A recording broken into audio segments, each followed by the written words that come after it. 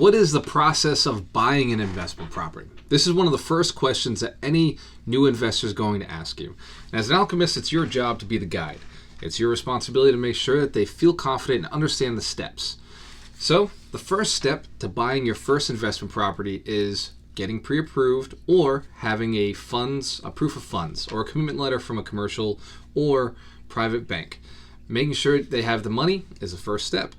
Now, how the money comes about is different. Sometimes if they don't have a down payment, they can go borrow money from family. There are a lot of different tools and options out there, but at least give them the guidance. It's first get pre-approved basically, or have funds aside.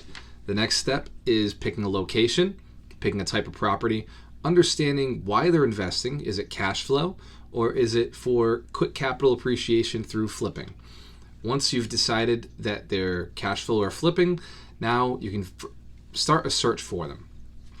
Once you've started the search, they've driven by the property, you can now go and show the property. Schedule an appointment and you show the property.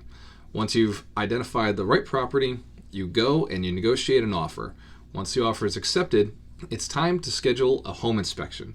The home inspection is a process of going through, finding out what's right and wrong with the property, building a list. Once you've built a list after the home inspection, sometimes you negotiate either the price or some of the work to be done. Once you've negotiated the price or the work, and sometimes you decide everything is okay and you see it as is and you continue to the next step, which is a purchase and sale agreement. This is a binding contract that states the buyer is going to purchase the property from the seller at agreed amount and date.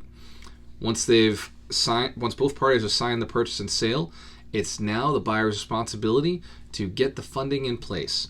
As an investor, they also want to either line up property management or the contractors that are going to be necessary to do the work.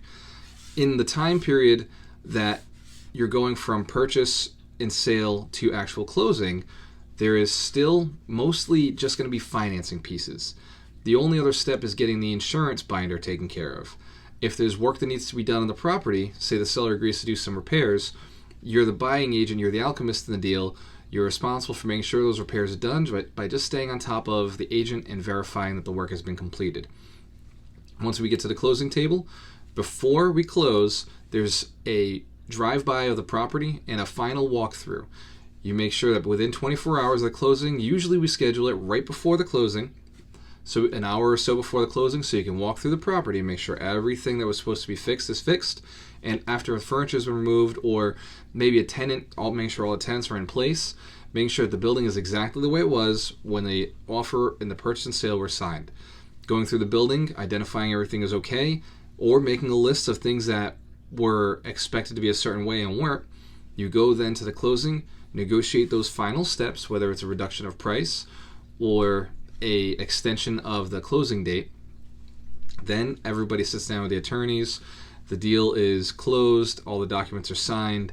You then take a selfie with your client and you post it and you brag about their success and the things that they're doing.